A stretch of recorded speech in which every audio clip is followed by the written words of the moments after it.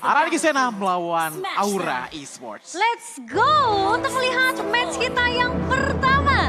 MDL Indonesia season yang ke-9 tentunya yang sudah diramaikan oleh para penonton di Institut Perbanas yang keren. Iya, ini ramai banget ya Cimomo ya.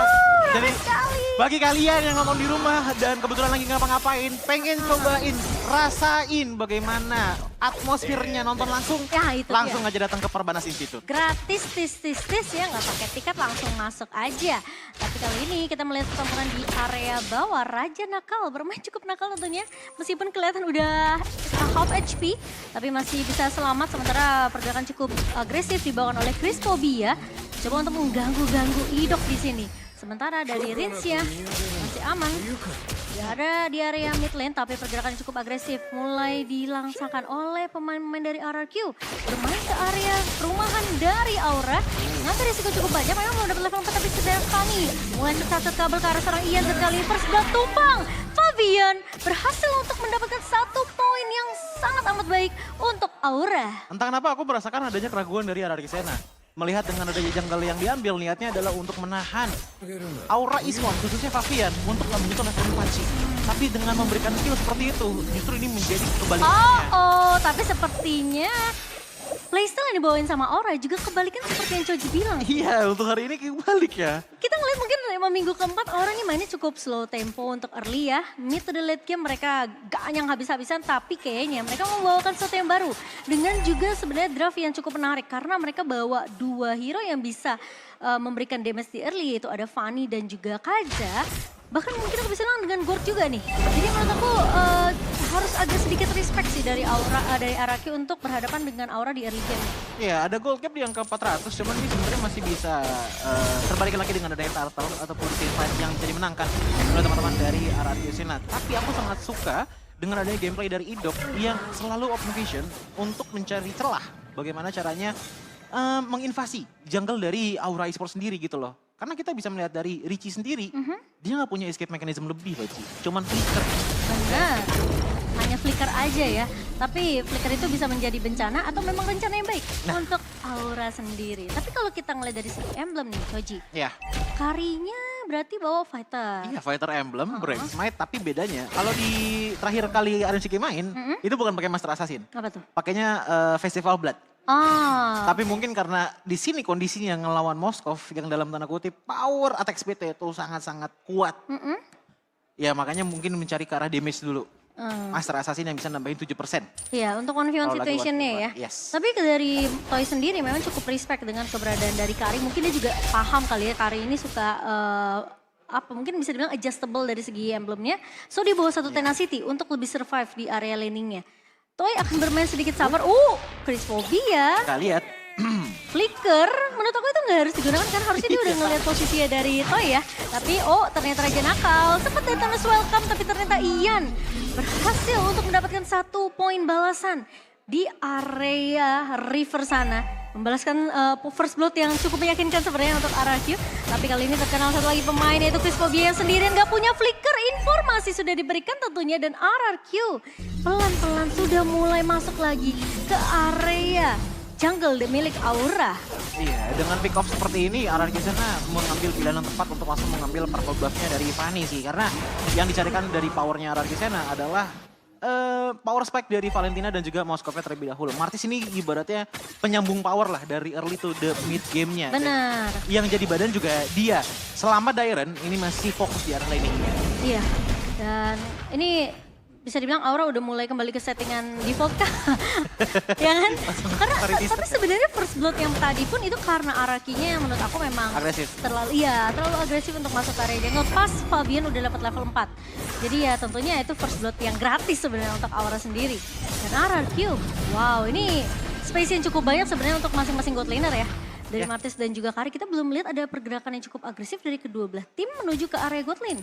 Ya tapi udah mulai ada perbedaan level sih Momo antara Ians dan juga Fabian. Bedanya udah mau ke arah 2 level untuk sekarang. Dan bahkan rotasi dari RRQ Sena ini bisa dibilang cukup lebih fleksibel dibandingkan dengan Aura. Karena menurutku ngelihat dari rotasinya Chris Phobia ini cukup terpaku di arah top lane.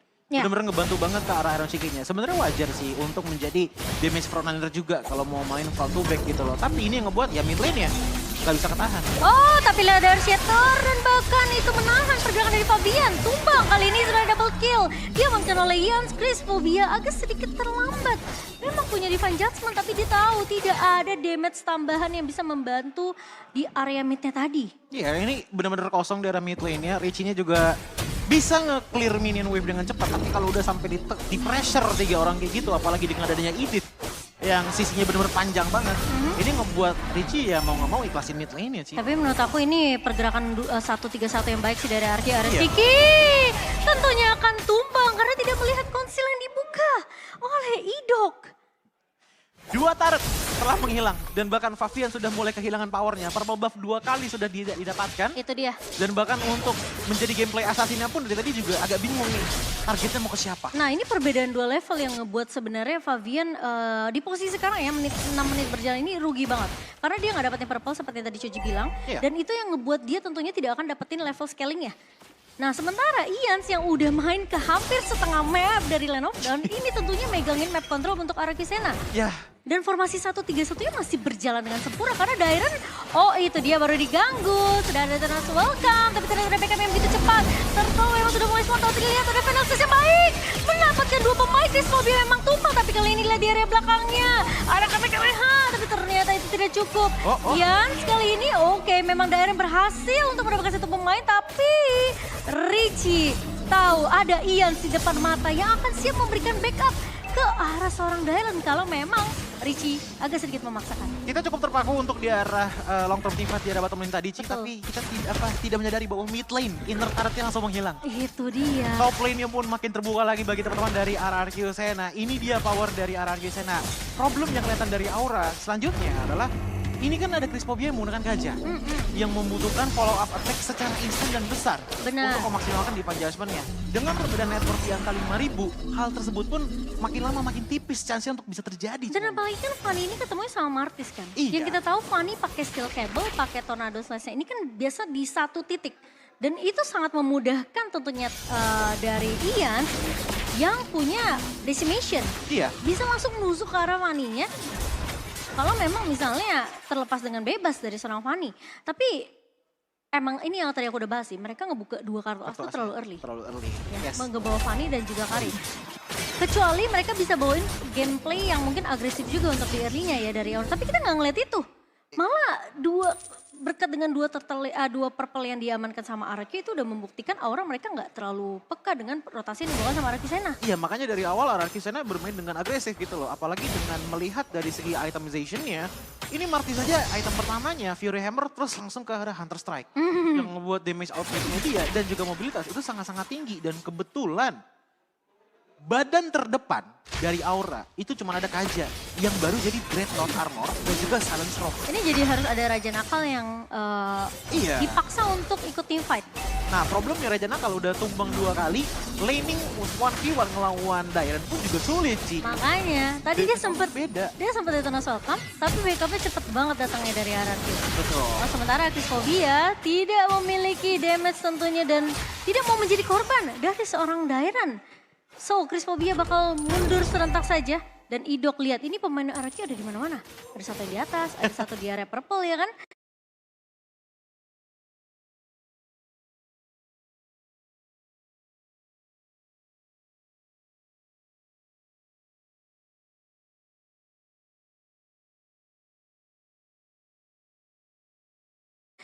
Setidaknya kayak mereka lumayan berdekatan. Jadi ketika ada tim fight yang dibuka oleh orang, mereka sigap untuk bisa ngebales. Niatnya juga nggak cuma itu doang sih, Cimomo. Kalau menurutku juga menjadi salah satu cara untuk invasi jungle-nya dan ngebuat source of income dari Aura itu pure minion aja. Bahkan minion pun mereka udah mulai tahan di freeze habis-habisan biar supaya makin tipis lagi. Yes. Pendapatan dari Aura Esports dan otomatis mereka langsung menuju ke arah luar.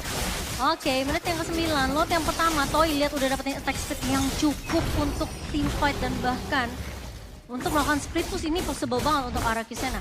Tadi aku mau bilang ya, waktu di menit ke-6, ketika sebelum mereka team fight panjang di bawah itu, Aura mungkin kesempatan mereka cuma split push saja. Ya. Tapi boro-boro split push. Boro-boro split push. Mereka mau ganyang satu pemain Dairon di bawah aja, itu langsung dibalikin keadaannya sama Araki Sena. Sebenarnya kalau kita ngeliat dari segi draftnya Araki Sena, menurutku mereka tuh glass cannon drive-nya. Mereka bisa sustain dengan sisi power dari Edith dan juga Arlott. Itu. Itu dia powernya dari RRQ Sena. Makanya mereka berani mapping sejauh ini karena kebanyakan dari draftnya RRQ Sena ini cukup mandiri dan juga individualis. Karena menurut aku ya, ini mungkin yang aku rasain aja ya. Sebagai pemain Mobile Legends yang mungkin gak aktif-aktif banget, tapi aku ngerasa ngelihat draft dari MPL, MDL, atau mungkin turnamen tier 2, tier 1 lainnya, efek sisi tuh sekarang impact-nya lebih besar dibandingkan hero power. Iya. Iya gak sih? Itu dia. Makanya aku bilang meskipun kayak orang ngebawain Fanny, ngebawain Kari yang hero power mereka, tapi kalau ketemu Arlott yang punya final slash ya kan, ada efek terrify, tapi sebelum itu Divine Judgment mengaruh satu pemain Rich yang memang tumbang. Tapi Divine bakal dilanjutkan begitu saja. Iron Siki memang tumbang dan bahkan lihat dari seorang Ria bakal coba dipukul. Mundur, Raja Nakal menghilang. Masih ada immortality dari seorang Ian tapi triple kill. Dan Penny yang kembali untuk seorang Ian meskipun sempat di shutdown. Tapi Letoy terlalu bebas dan wipe out untuk RRQ Aura. Kehilangan game pertama mereka 1-0 untuk RRQ Sena. Wow. Permainan yang cukup instan dari teman-teman RRQ Sena. Mereka memang kehilangan sedikit momentum di arah early-nya, namun semuanya langsung tertutup dengan adanya turtle yang mereka ambil. Plus juga rotasi mereka yang cukup rata dari semua sisi. Goal lane, XP lane, mereka nggak masalah. Mereka datengin semuanya. Mereka ambil power dari Aura dan setelah itu semuanya menjadi snowball. Purple buff tidak didapatkan. Baras di arah bottom lane tidak bisa banyak bergerak.